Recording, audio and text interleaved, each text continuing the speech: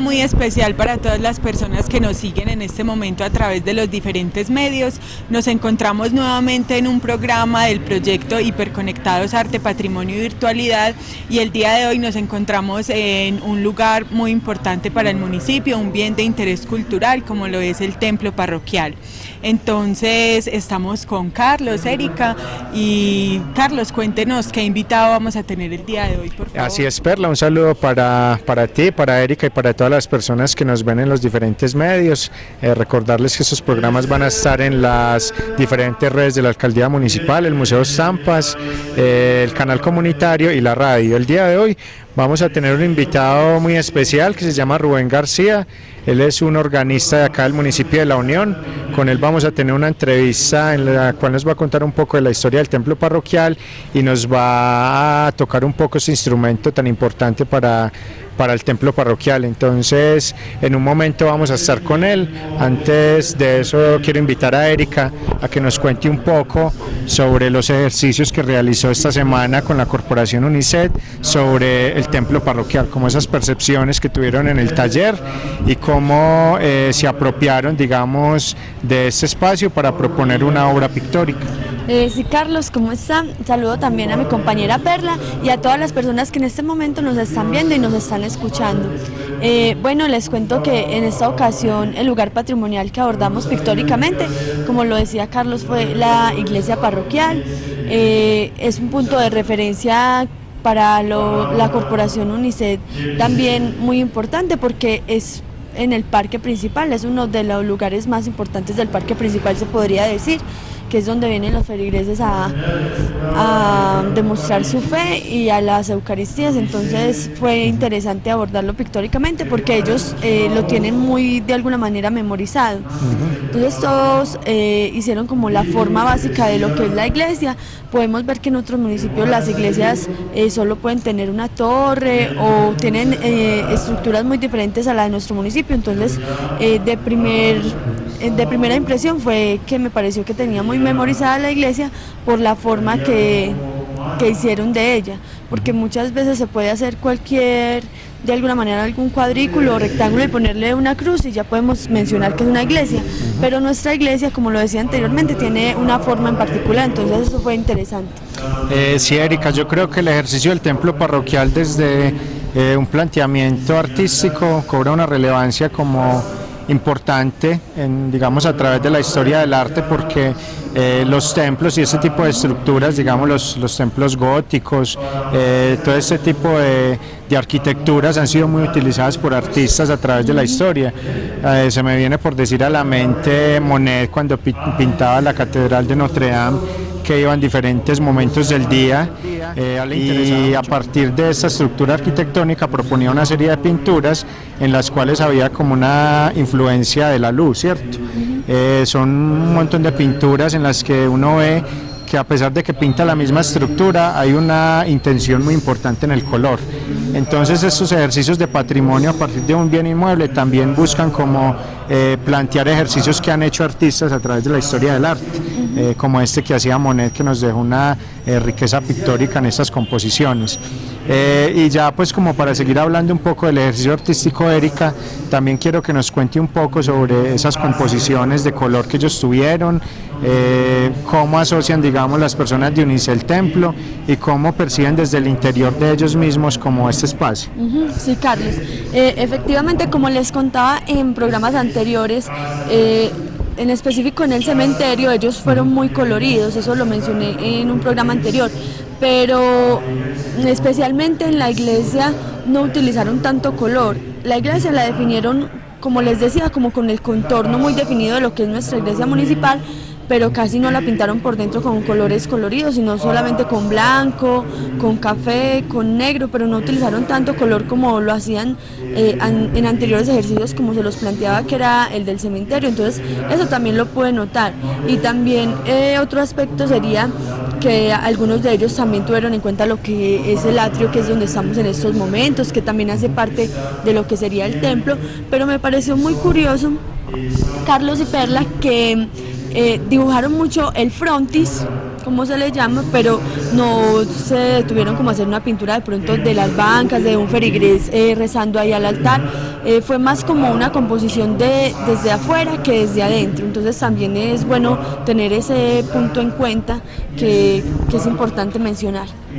No, muchas gracias, Erika, pues como por contarnos sobre estos talleres, contarle a la comunidad que estén pendientes porque ya pronto lanzaremos los videos donde compilaremos el trabajo que hizo la Corporación UNICEF.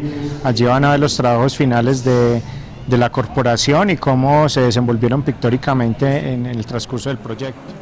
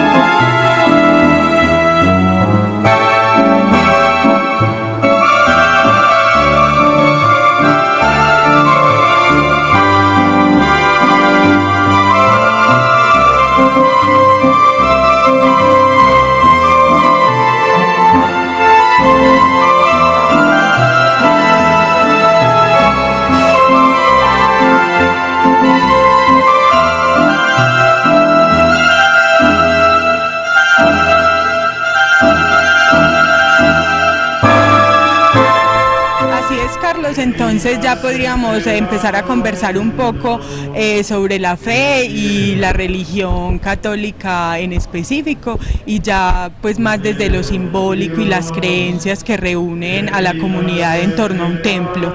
Sí, yo creo, Perla, que la figura de los templos parroquiales dentro de los contextos municipales tienen una especial relevancia, como lo vimos en el primer video del parque principal, que es una de las estructuras que generalmente ocupan más fuerza visual en términos visuales, no arquitectónicos, dentro de los contextos municipales, ¿cierto? Entonces yo creo que hace algún tiempo cuando los templos se creaban en los sitios, digamos en los poblados, no había como estructuras tan grandes como era el mismo templo, como ocurre acá en el municipio de La Unión. Uno se imagina estando acá arriba en el templo hace unos 40 años y era digamos el inmueble más imponente que tenía el municipio.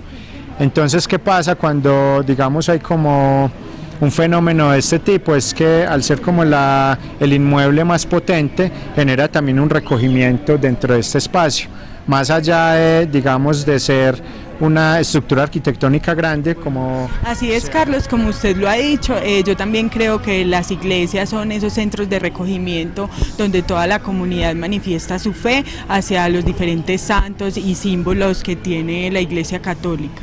Sí, Perla, y también pues como digamos dato histórico tenemos que tener en cuenta, como hemos hecho en todos esos videos, que los templos y estas figuras de lugares para orar también vienen de herencia española, ¿cierto? Antaño, pues antes del siglo XV, las tradiciones que habían en estos lugares y las creencias eran muy diferentes a las que tenemos en nuestros días. Entonces los templos se crean, es como más que todo como una tradición que nos llega de Europa, específicamente de España, porque anteriormente las culturas indígenas de América y digamos de Colombia tenían unas creencias más asociadas como a la mitología de dioses, creían en multiplicidad de dioses y no había como un recogimiento tan central en torno como a una creencia tan específica como ocurre con la religión cristiana. Entonces yo creo que es un dato que también es importante dar, porque nos permite conocer la evolución también de los territorios, ¿cierto? Digamos que en antaño las culturas indígenas, como bien lo decía usted en el primer audiovisual, poblaban los paisajes de una manera muy diferente a como lo hacemos hoy en día. Entonces por eso los templos tienen esta influencia tan marcada como dentro de los parques principales. Así es, Carlos, pues las sociedades prehispánicas que habitaban nuestro territorio colombiano antes de la colonización española tenían creencias religiosas, por supuesto, pero sus dioses eran más de la naturaleza, del universo. Entonces el dios Sol, también se llega a ellos por figuras de cerámica que se han encontrado a partir de excavaciones. Así es, Carlos. Bueno, respecto a lo que usted dice, que está muy bien, yo tendría que agregar que las sociedades prehispánicas que habitaban el territorio colombiano sí tenían pues creencias religiosas, como usted lo ha dicho, pero sus dioses y sus ritos simbólicos hacían más referencia a elementos del universo, de la naturaleza, también por figuras en cerámica encontradas en excavaciones arqueológicas.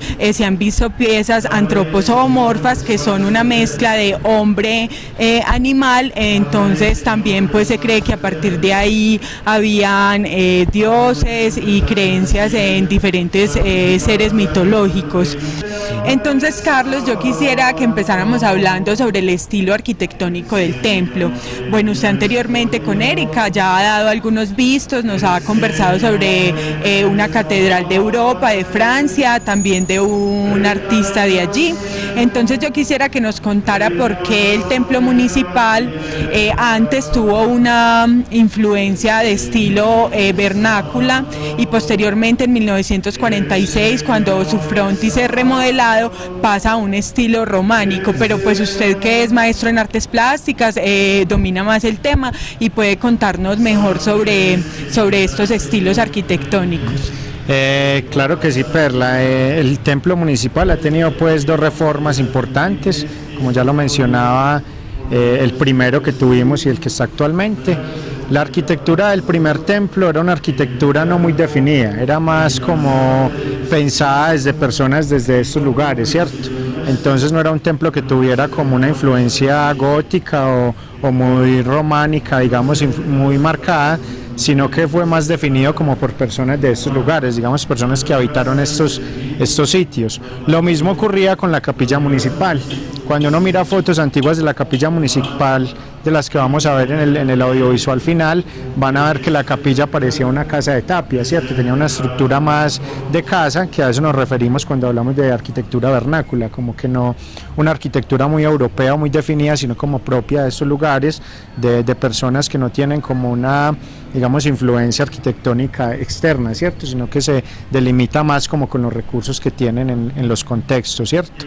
Partiendo pues de la apreciación del primer templo, era un templo, digamos, hermoso, tenía una pequeña influencia románica como en los arcos, pero no tenía pues como un estilo muy definido, a pesar de que era digamos de una connotación estética muy agradable, ¿cierto? Posteriormente, en el año 1946 fue que se empezó este nuevo templo, sí. El que tenemos actualmente.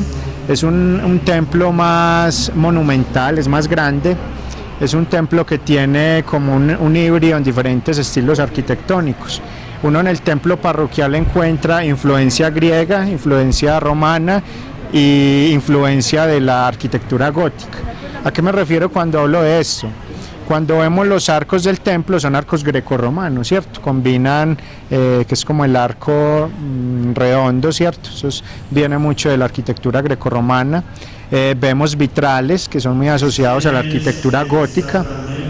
Estos vitrales que están durante todo el templo se usaban mucho en las catedrales góticas, digamos en Francia, catedrales que surgen a finales del siglo XIII, en lo que conocemos como la Edad Media.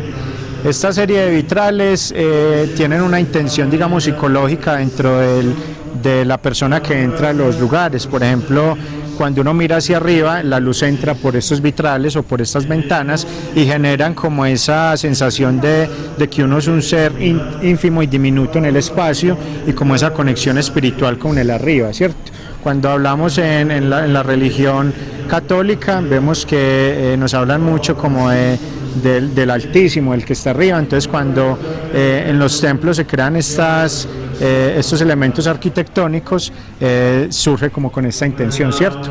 Entonces por el lado de los vitrales hay una influencia muy gótica, en lo que es en los arcos del templo es una influencia muy grecorromana, y también lo vemos en las columnas de todo el templo.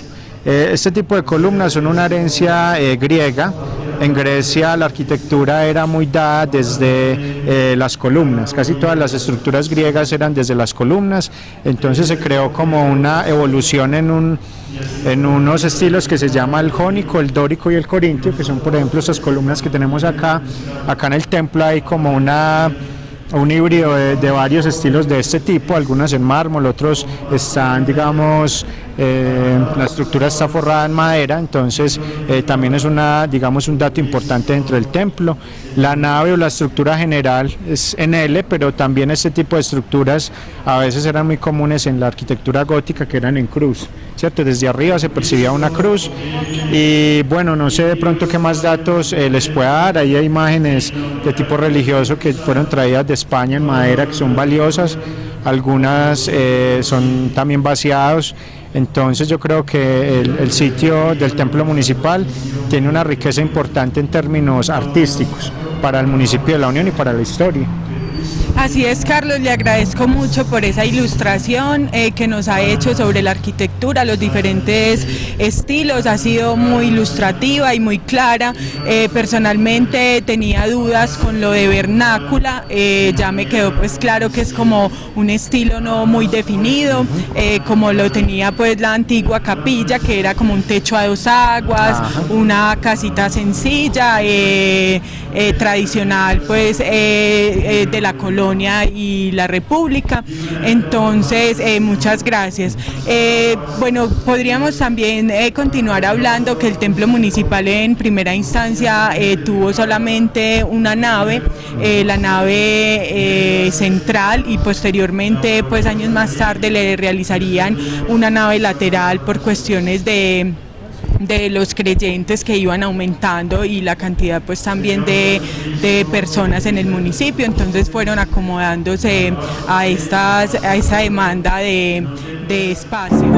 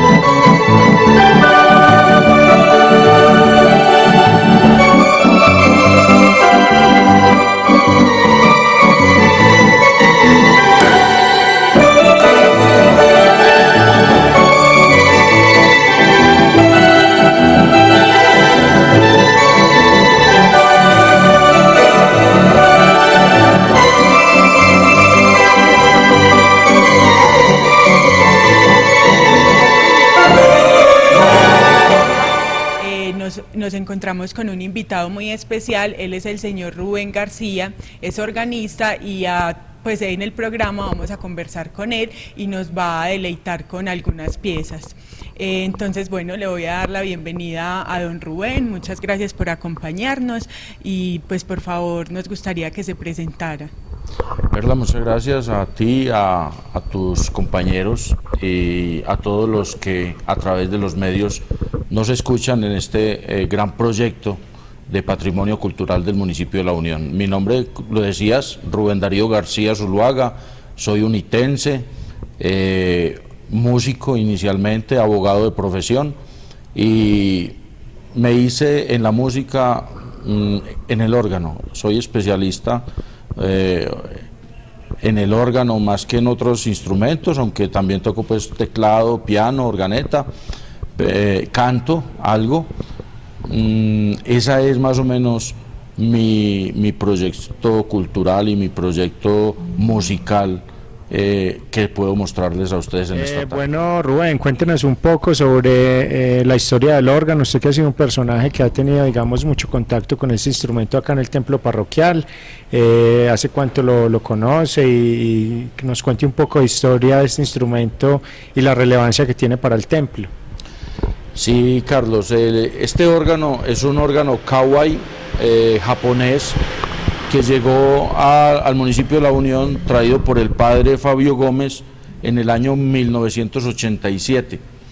Realmente el órgano era un órgano de segunda incluso, en un estado muy similar al que hoy está, a pesar de todos los años que han pasado. Hemos tratado de cuidarlo lo más posible, de mantenerlo, de interpretarlo.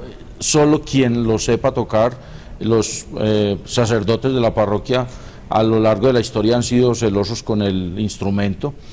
La relevancia que tiene es grande porque en el oriente antioqueño hay en todas las iglesias órganos, pero hay tres clases de órganos. Hay unos órganos tubulares que son los órganos de la Edad Media, que funcionan con flautas tocadas por aire. De esos en Antioquia, en el oriente de Antioquia hay dos, uno en La Ceja y otro en Abejorral.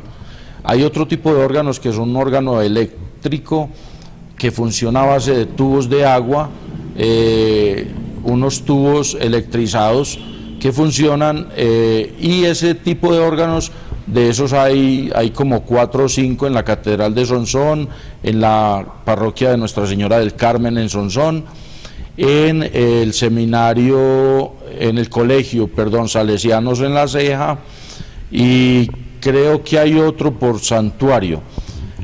Órganos electrónicos o ya modernos, ahí los más grandes son el de la Catedral de Sonsón, de Río Negro, ese órgano se consiguió más o menos en el año 91-92, era un órgano que salió de los estudios de Sonolux. Y este órgano que llegó acá, como les decía, en 1987, el padre Fabio Gómez, un apasionado de la música, un gran vocalista y un gran músico, quien murió este año, nos dejó el 25 de julio, y este órgano nos lo estrenamos con él.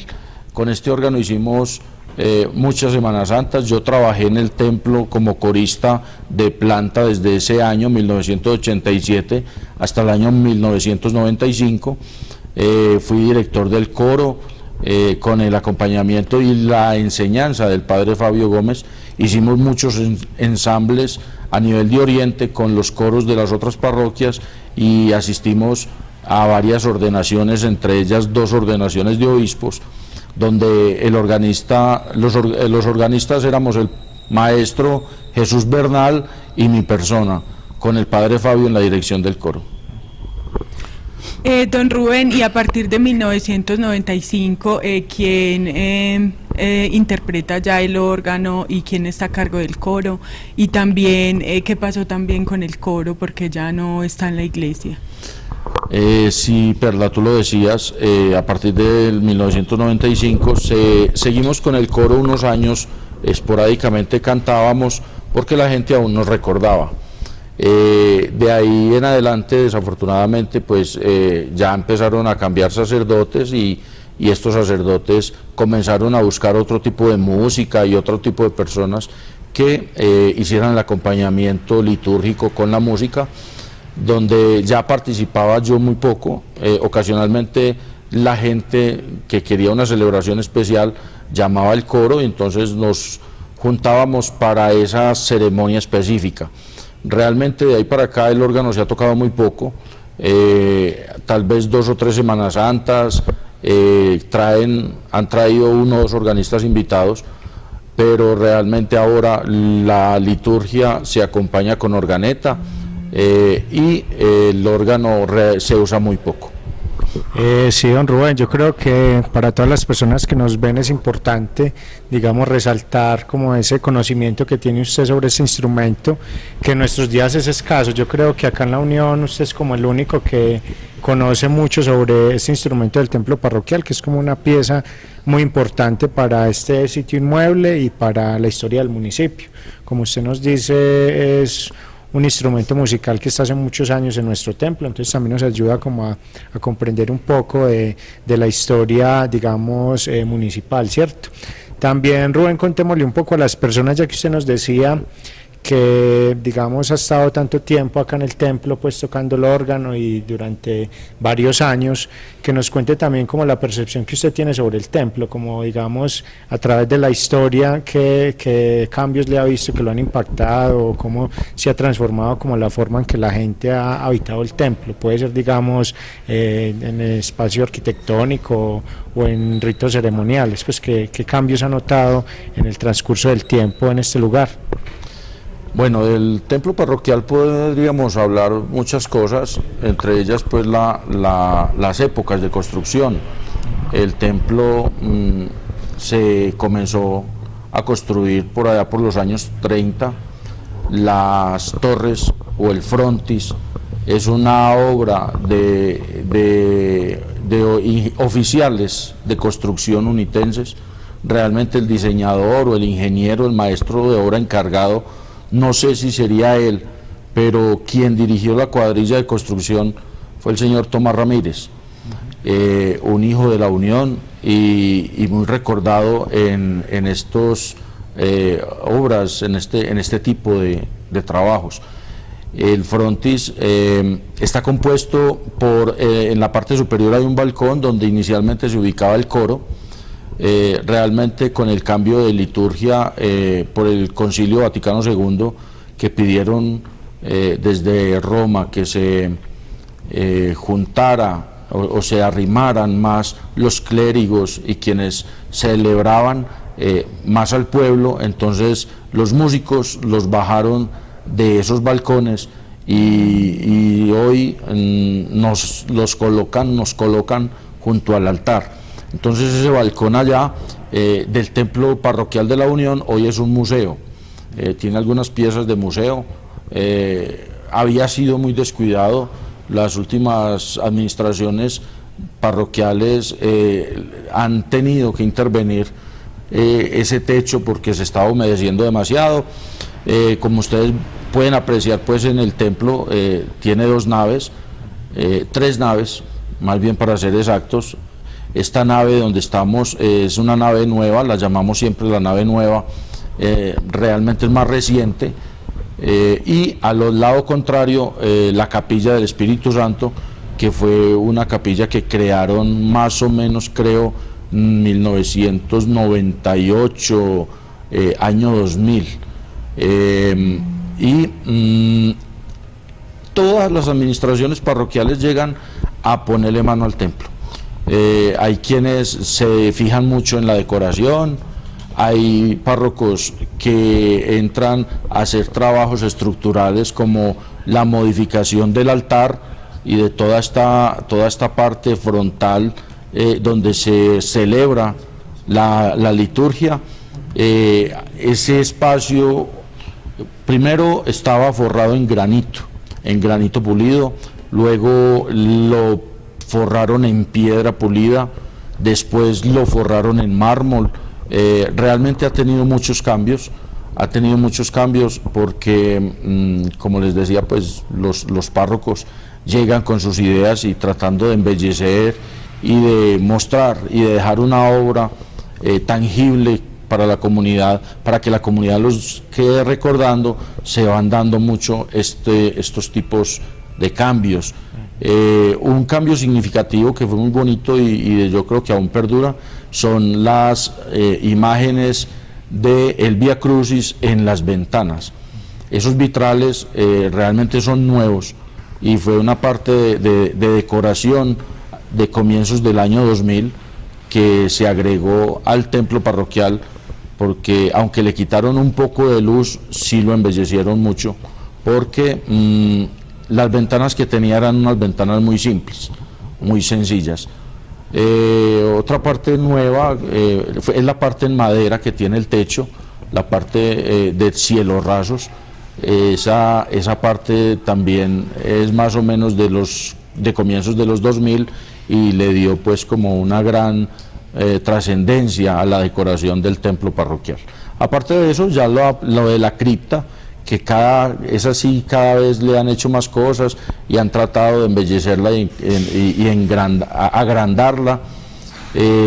La cripta es una creación también, su primera parte más o menos de 1984, 1983, comenzó también a construirse la cripta y hoy ya tenemos una cantidad grande de osarios allí. La parte más fea, disculpa Perla, te interrumpo, la parte más fea del templo es la parte trasera. La parte de atrás del templo sí es la parte más descuidada, la que menos se ve, pero es tal vez una parte que deben de ponerle cuidado.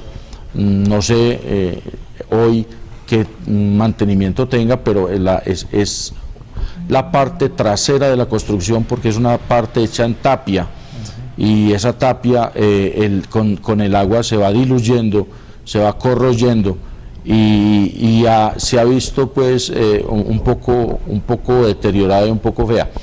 Como nadie la ve, mientras no se crea la necesidad de arreglarla, seguramente pocos le pondrán mano. Realmente hoy en día no sé en qué estado esté, pero sí había sido de pronto la parte más descuidada del templo.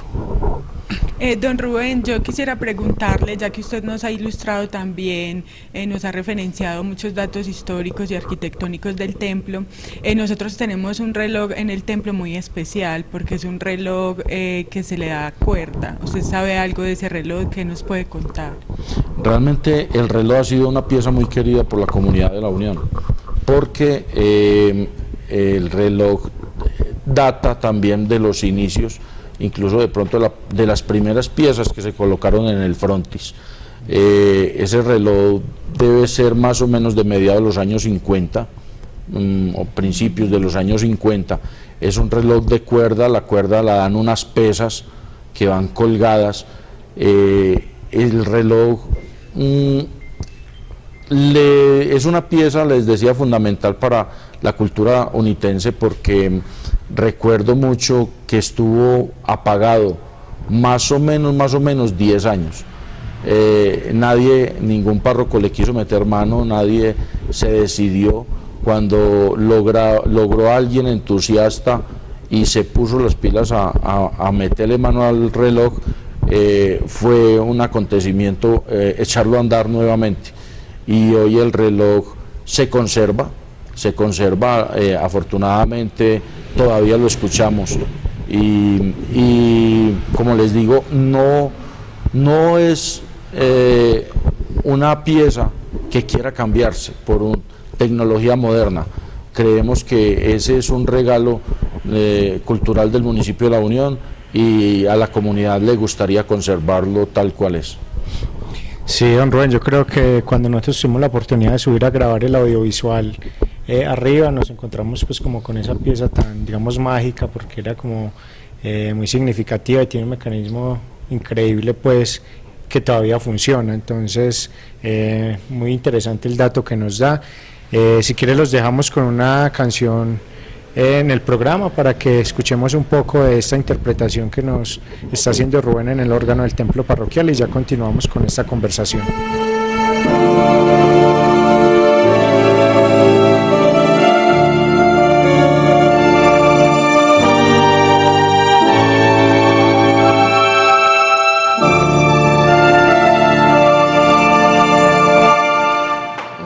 te llevo desde niño muy adentro. Te he buscado en el pájaro y la flor, en la lluvia, en la tierra y el silencio. Y en mis sueños cada noche estabas tú.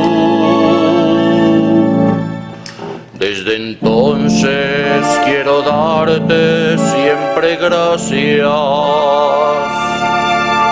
porque pude darme cuenta de tu amor. Tomaré de tu cuerpo y de tu sangre, y por siempre te daré mi corazón.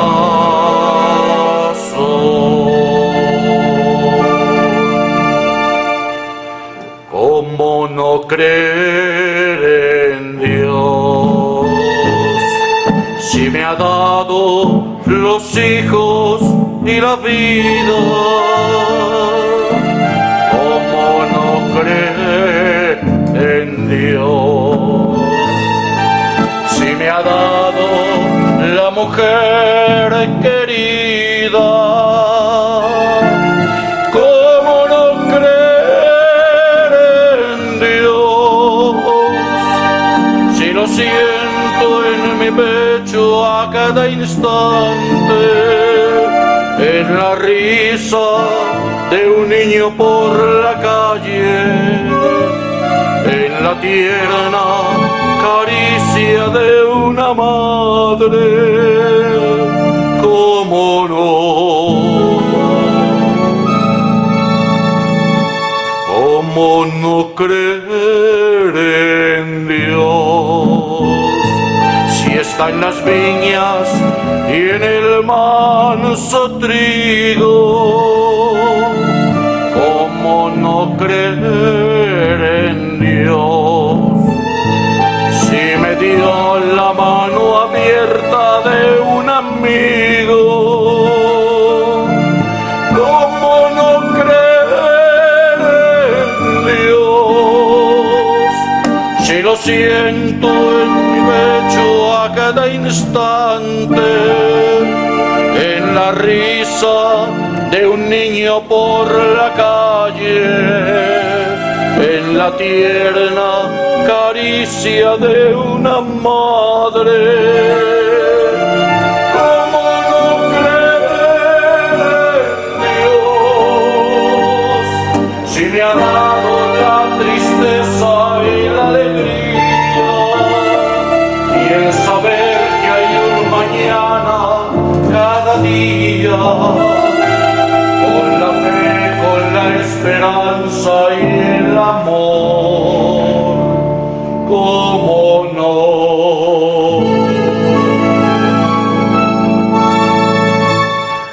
Creer en Dios.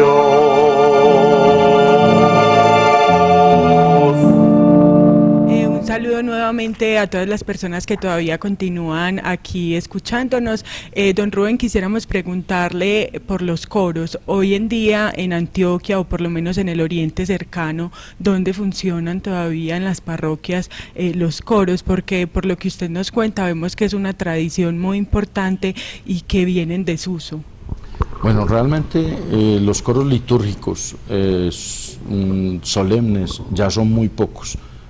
Los hay en algunas escuelas de música de Medellín, corales, tal vez en 2 o 3 parroquias de Medellín, y en el oriente antioqueño, en La Ceja se conserva parte del coro, no más. Creo que en Santuario hay algo, pero no más. Del resto son ministerios de música de jóvenes que hacen la liturgia y la acompañan, pero el coro solemne, como se conocía tradicionalmente, realmente se acabaron, creo, ya en Antioquia, excepto los que quedan en las escuelas de música.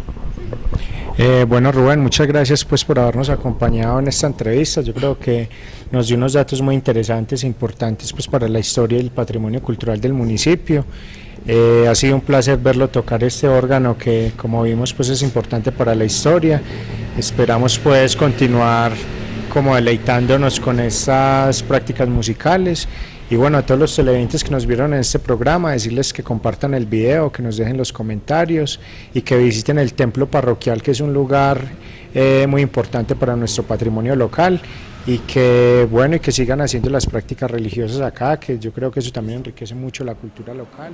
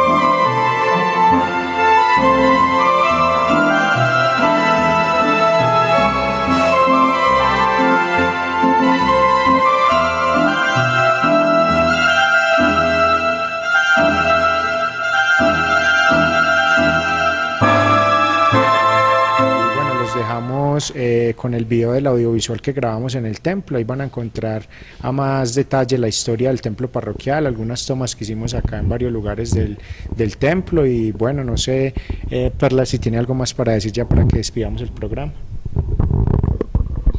No, Carlos, yo creo que ya todo está muy bien así. Recordarle a las personas que de pronto estaremos lanzando nuevos programas para que sigan con nosotros en este espacio. Muchas gracias.